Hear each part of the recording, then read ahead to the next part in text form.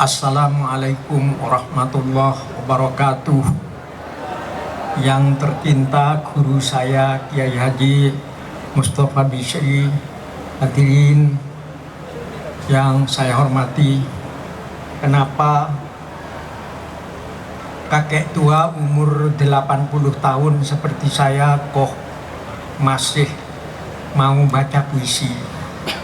Konon ada puisi yang bunyinya menobatkan diri jadi tua tapi remaja, tua karena denyut waktu tapi tetap muda karena pengalaman segar selalu tiba di pundakku.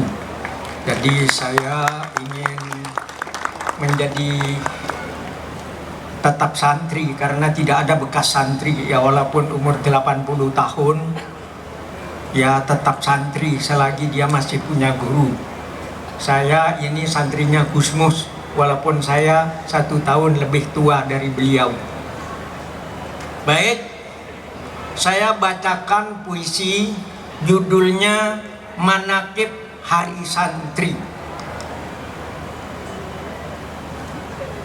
Proklamasi. Kami bangsa Indonesia dengan ini menyatakan kemerdekaan Indonesia. Hal-hal yang mengenai pemindahan kekuasaan dan lain-lain diselenggarakan dengan cara saksama dan dalam tempo yang sesingkat-singkatnya. Jakarta, 17 Agustus 1945, atas nama bangsa Indonesia, Soekarno-Hatta. Setelah proklamasi itu, kita bangsa Indonesia memang mulai bisa bernapas lega. Meskipun tugas mengisi kemerdekaan luas tak terbatas, sedangkan penjajah Belanda tidak rela bumi Indonesia menjadi tanah merdeka. Bumi Indonesia harus tetap berada dalam cengkeraman Belanda, si angkara murka. Rakyat Indonesia tidak boleh menikmati kebebasan. Sungai panjang yang mengalir ke laut, gunung-gunung yang membiru, serta daun-daun pohonan harus menyanyikan sanjungan kepada penjajah. Niat busuk Belanda terus direkayasa dan Surabaya menjadi sasaran utama. Maka dengan membonceng tentara sekutu, Belanda datang ke Indonesia, ke Surabaya. Mereka mulai menembakkan senjata, menakut-nakuti penduduk Surabaya sebagai preman kolonial yang bengis dan tak tahu aturan. Dan Surabaya mulai dicengkeram kekhawatiran dan ketakutan. Rakyat jelata belum tahu mereka harus berbuat apa. Tapi semangat merdeka masih terus menyala-nyala. Indonesia sudah merdeka dan harus tetap merdeka.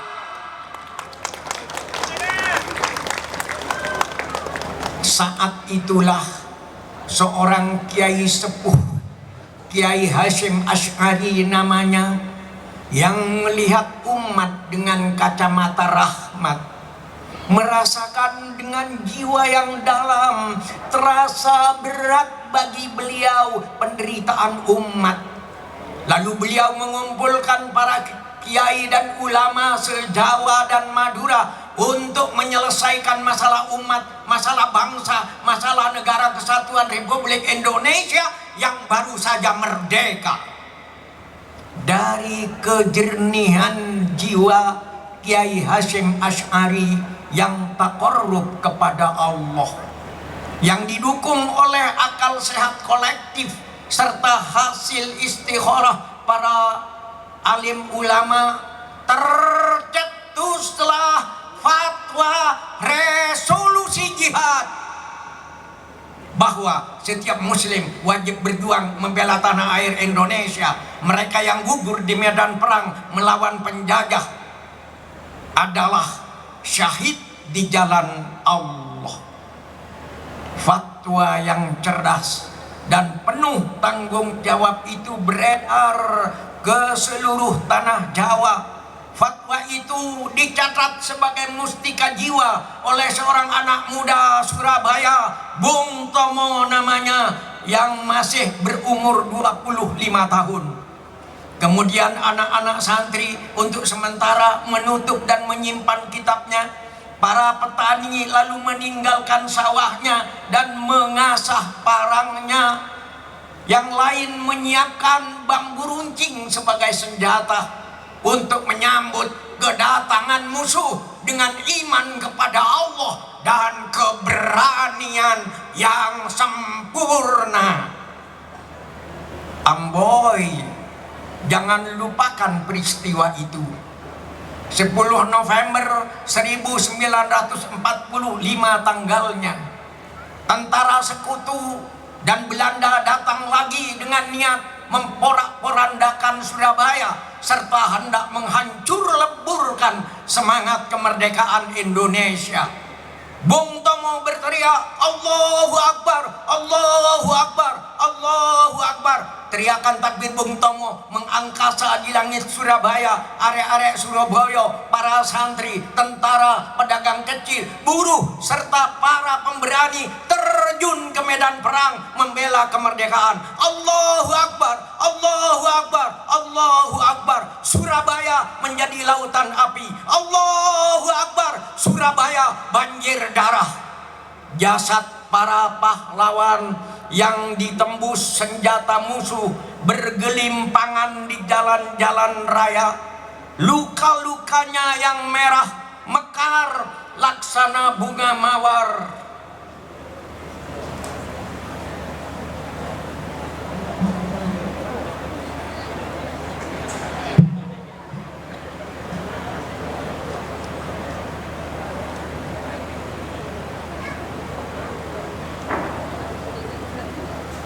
Teriakan takbir Bung Tomo mengangkasa di langit Surabaya. Arek-arek Surabaya, para santri, tentara, pedagang kecil, buruh, serta para pemberani terjun ke medan perang membela kemerdekaan. Allahu Akbar, Allahu Akbar, Allahu Akbar. Jasad para pahlawan yang ditembus senjata musuh bergelimpangan di jalan-jalan raya. Luka-lukanya yang merah mekar laksana bunga mawar, bersanding dengan keikhlasan jiwa mereka yang putih laksana bunga melati. Mawar dan melati, merah dan putih. Allahu Akbar, merah dan putih, mawar dan melati. Allahu Akbar. Dengan Allahu Akbar, bom dan tank-tank raksasa musuh dianggap kecil. Bom-bom yang berdentuman menjadi kecil. Mitraliur yang melesat ganas menjadi kecil. Bahkan maut pun dianggap kecil. Allahu Akbar, Allahu Akbar. Hanya Allah yang maha besar.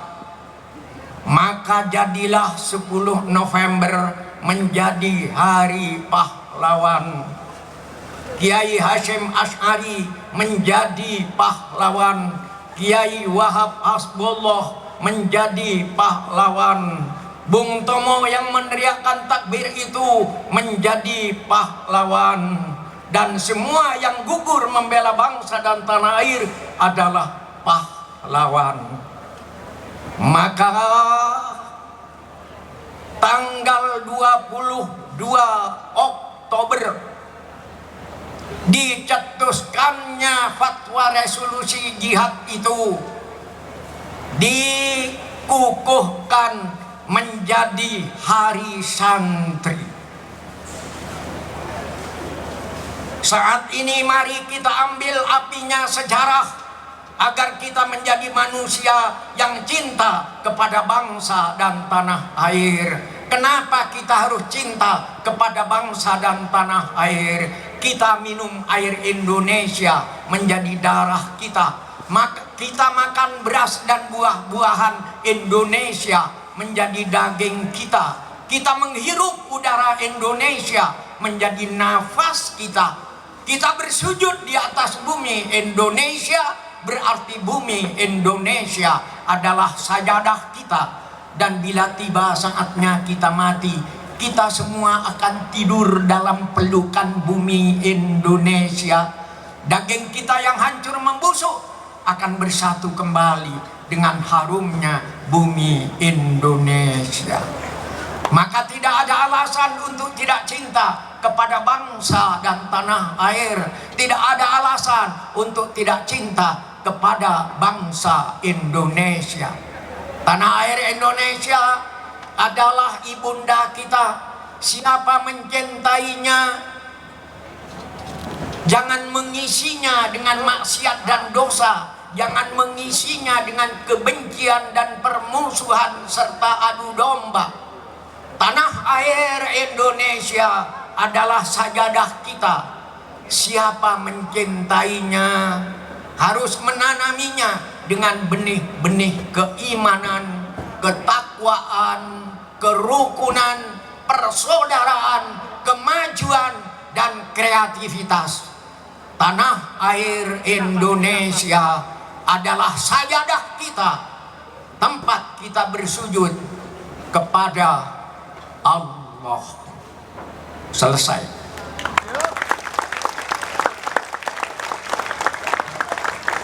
Kalau hujan bagus ya.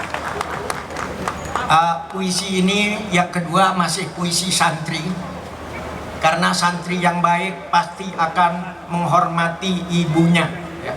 Saya mau membacakan puisi yang ditulis ketika saya masih santri dan sekarang masih santri, membacakannya sebagai santri. Judul puisinya Ibu. Ibu, ibu, kalau aku merantau lalu datang musim kemarau, sumur-sumur kering, daunan pun gugur bersama reranting. Hanya mata air matamu ibu yang tetap lancar mengalir. Kalau aku merantau, sedap kopior susumu ibu, dan ronta kenakalanku. Di hati ada mayang siwalan memutikkan sari-sari kerinduan. Karena hutangku padamu ibu, tak kuasa ku bayar. Hutangku padamu ibu, tak kuasa ku bayar. Hutangku padamu ibu, tidak kuasa ku bayar. Ibu adalah gua pertapaanku, dan ibulah yang meletakkan aku di sini saat bunga kembang menyemerbak bau sayang. Ibu menunjuk ke langit, kemudian ke bumi. Aku mengangguk meskipun kurang mengerti.